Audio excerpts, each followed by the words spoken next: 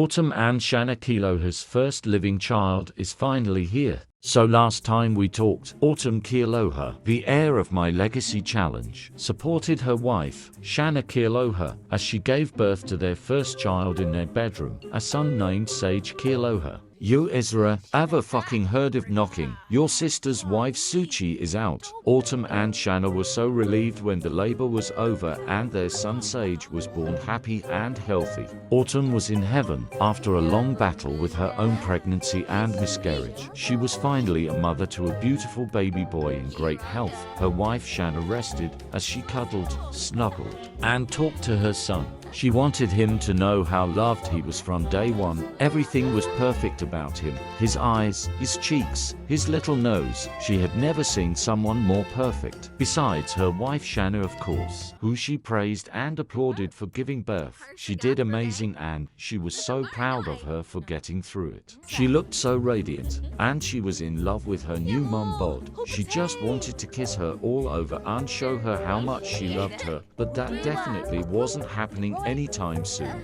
Shanna needed her rest and recover from childbirth, and she fully intended on doing so. But it's just so hard to rest when you're new parents and so in love with one another. Shanna was a bit tempted to get it on with her wife too, but she knew it was a bad idea. So she went ahead and bonded with Sage for a bit. Just like Autumn was. She was absolutely in love, but she was also exhausted and decided to rest while the baby did. She went to Alexis's and Chris's room for some reason to relax with a tome while Autumn introduced her brother to his new nephew. Ezra couldn't believe his twin sister was a mother. He couldn't believe the little shit he was holding in his arms was half his DNA. Does that kind of make him a father? The little shit began to cry, so Autumn went ahead and changed his diaper, gave him a feeding, and played with him some more. She then did some household chores, while Shanna built up the energy to go visit her son and try breastfeeding for the first time. It felt funny, but she enjoyed the precious bonding experience. She then tried pumping,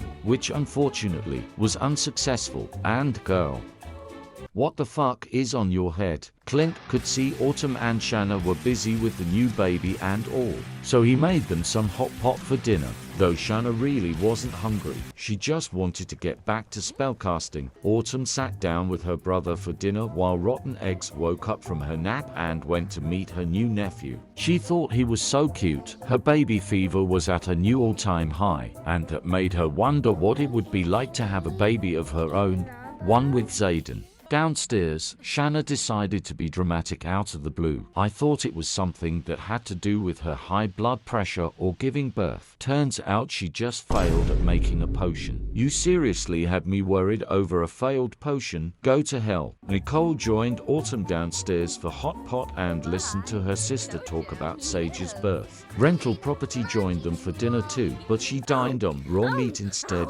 Gross, but alright. Nicole had a lot of pent-up werewolf rage from keeping hers and Caleb Vitor's relationship a secret. She was dying to tell someone about it, and she was leaning towards her big sister Autumn, but she was too caught up in motherhood. She couldn't get the words out. She needed someone in her family to support her decision to marrying Caleb Vitor, marrying a vampire. But no matter how much she wanted to, she simply couldn't find the courage to say the words out loud. Maybe she should talk with her fiancé first. Autumn had been up all night tending to baby Sage and checking on her wife Shanna, who was doing terribly. She had the baby blues and both of her breasts were oversupplied with milk. She tried pumping again, and luckily, this time, it was successful. After she was done and after Autumn was done feeding Sage, Alexis and Christopher woke up from their slumber and went to the Kealoha's bedroom to meet their second grandson Sage, a third grandchild. They couldn't believe it. Little Sage was absolutely adorable. Chris couldn't get enough of him as he snuggled him in his big arms. Alexis sat down with her daughter and told her that she was proud of her and her wife. She knew how badly she wanted this and how much River's death destroyed her. She gave her some old lady advice, like she did with Ezra earlier. She first gave some about babies and motherhood, but also encouraged Autumn not to give up on her dreams of giving birth herself. She should give it another shot, and she hoped she would live long enough to see it if she decided to.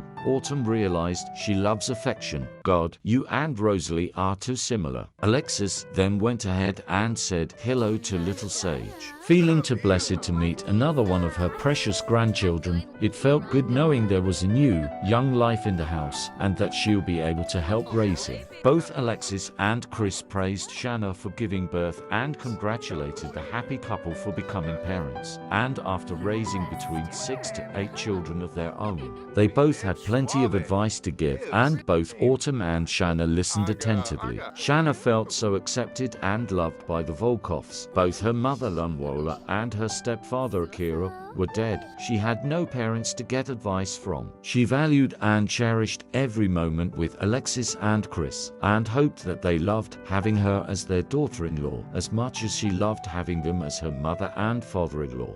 Oh my god. Fucking Rainforest Cafe. She's such a dumb sitch. After what felt like hours of advice, Alexis and Chris wished their daughters good luck and announced their departure for the next 3 days. They were going on an impromptu romantic getaway to Mount Komorebi, just the two of them. They hadn't gone on a trip together since their honeymoon all those Sims years ago and wanted to spend some quality time together. Before Alexis, let's see how this goes.